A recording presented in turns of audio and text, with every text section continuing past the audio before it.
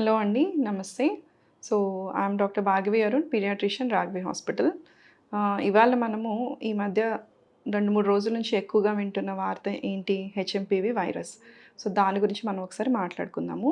ఇది ఎక్కువగా పిల్లల్లో కాజ్ చేస్తుంది అని చెప్పేసి పేరెంట్స్ అందరూ చాలా భయపడుతున్నారు. సో, దీని గురించి కొంచెం డీటెయిల్డ్‌గా మనం ఇవాళ తెలుసుకుందాము.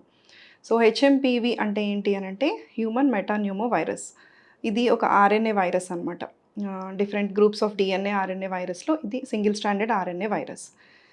సో, ఇదేంటంటే మెయిన్ రెస్పిరేటరీ ఇన్ఫెక్షన్ కాజ్ చేసే వైరస్.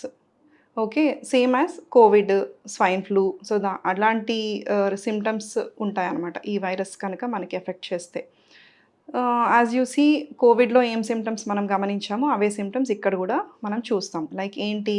రన్నీ నోస్ కానివ్వండి, nose block, congestion, fever, cough. So, ఇట్లాంటి సింప్టమ్స్ అనేవి మనం చూస్తాం.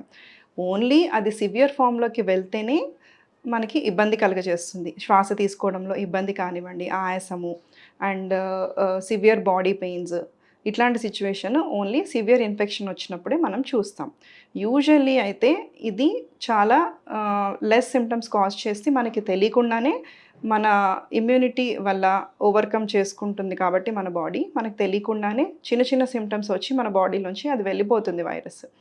బట్ ప్రాబ్లమ్ ఎక్కడ అవుతుంది అనంటే ఈ వైరస్ ఫాస్ట్‌గా ఒక హోస్ట్ నుంచి ఇంకో హోస్ట్‌కి స్ప్రెడ్ అవుతుందనమాట. సో, ఎప్పుడైతే ఇలా ఫాస్ట్‌గా స్ప్రెడ్ అవుతుందో అప్పుడు వైరస్ అనేది తనని తాను స్ట్రెంథెన్ చేసుకుంటుంది. ఓకే.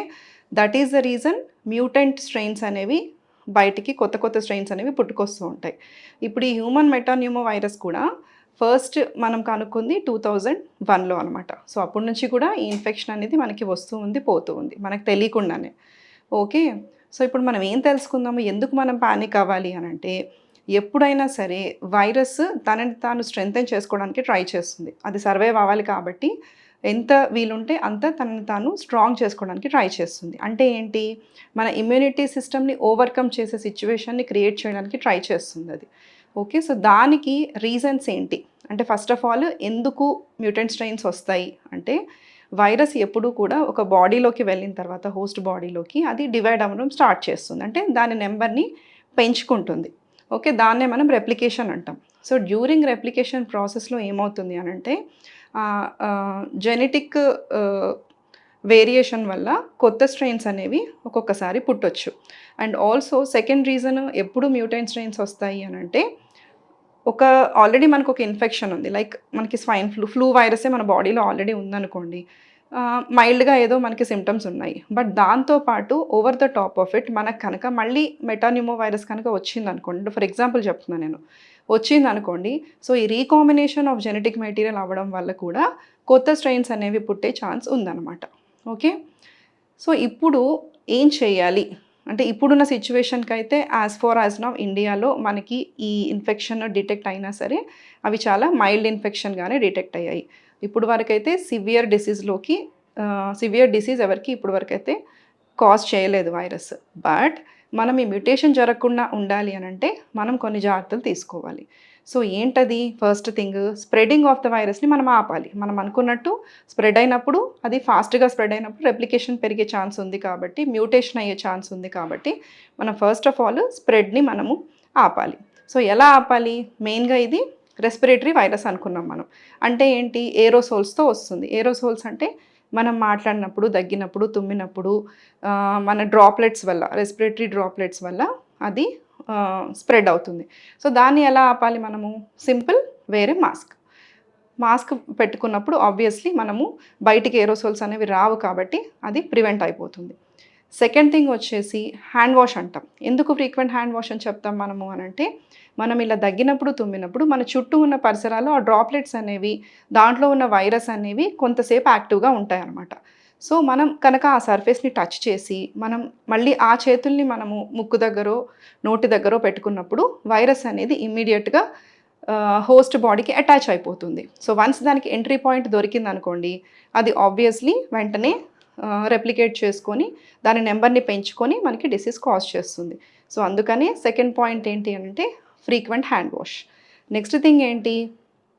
ఆల్రెడీ ఎవరికైనా బాలేనప్పుడు మనం కొంచెం ఇమ్యూనో కాంప్రమైజ్డ్ ఉన్నారు. అంటే పిల్లలు యూజువల్లీ కొంచెం తక్కువ ఇమ్యూనిటీతో ఉంటారు చిన్న పిల్లలు. అందులోనూ లెస్ దాన్ 5 ఇయర్ పిల్లలకి ఇంకా కొంచెం తక్కువ ఇమ్యూనిటీ ఉంటుంది. సో, అట్లాంటి పిల్లల్ని ఎవరైనా ఆల్రెడీ డిసీజ్ ఉంది అంటే any kind of disease like బాలేని పేషెంట్స్ ఉన్నారు, బాలేదు ఇంట్లో వాళ్ళకి అనుకున్నప్పుడు, మనం వాళ్ళ నుంచి కొంచెం దూరంగా అంటే ఎన్ని రోజులైతే వాళ్ళు బాలేరు అన్ని రోజులు మనము పిల్లల్ని కొంచెం దూరంగా ఉంచడం ఎప్పుడూ మంచిది. ఓకే. లాస్ట్ థింగ్ వచ్చేసి అవాయిడ్ క్రౌడీ ప్లేసెస్ అంతే కదా! క్రౌడీ ప్లేసెస్‌లో ఏమవుతుంది, ఎక్కువ మంది హోస్ట్ దొరికేస్తారు వైరస్‌కి. సో, చాలా ఫాస్ట్‌గా అది రెస్పాన్స్ ఇచ్చేస్తుందనమాట. అందుకని అవాయిడ్ క్రౌడీ ప్లేసెస్. సో, ఈ 4 గనక మనం పాటిస్తే కోవిడ్ లాంటి సిట్యుయేషన్‌ని మనం ఈజీగా నివారించొచ్చు.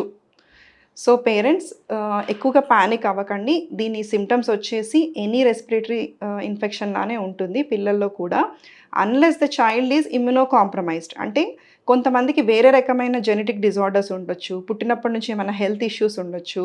సో, అలాంటి పిల్లల్లో మాత్రం ఇంకా జాగ్రత్తలు ఎక్కువ తీసుకోవాల్సి ఉంటుందన్నమాట మీరు. అదర్‌వైజ్ మీ పిల్లలు స్ట్రాంగ్‌గా ఉన్నారు, ఇమ్యూనిటీ బావుంది అంటే కనుక మీరు కంగారు పడాల్సిన అవసరం లేదు. సో, ప్రాబ్లమ్ ఏంటి అనంటే ఇప్పుడు స్వైన్ ఫ్లూకి వ్యాక్సిన్ ఉంది. బట్ హెచ్ఎంపీవీ వైరస్‌కి వ్యాక్సిన్ అనేది లేదు. It is in research process. So, మనం కంగారు పడాల్సిన అవసరం లేదు. మీరు మీ పిల్లల్ని ఈజీగా ఈ టిప్స్ పాటిస్తే కాపాడుకోవచ్చు. సో, ఏమైనా మీకు డౌట్స్ ఉంటే కనుక మీరు ఇంట్లో కూర్చొని వేరే అంటే ఇన్ఫర్మేషన్ వేరే రకంగా చూసి పానిక్ అవ్వకుండా వెంటనే మీ డాక్టర్‌ని సంప్రదిస్తే అది ఈ వైరసేనా కాదా అనేది మనకి తెలిసిపోతుంది. దానికి కూడా సేమ్ మనము కోవిడ్‌కి ఎలా అయితే థ్రోట్ స్వాబ్ కల్చర్ చేశామో, దీనికి కూడా మనం టెస్ట్ చేసుకుంటే మనకి అది పాజిటివ్ ఫర్ హెచ్ఎంపీవీనా కాదా అనేది మనకి తెలిసిపోతుంది. సో, దాన్ని బట్టి తగిన జాగ్రత్తలనేవి మనం తీసుకోవచ్చు. Okay. So, be careful and stay alert. Thank you so much.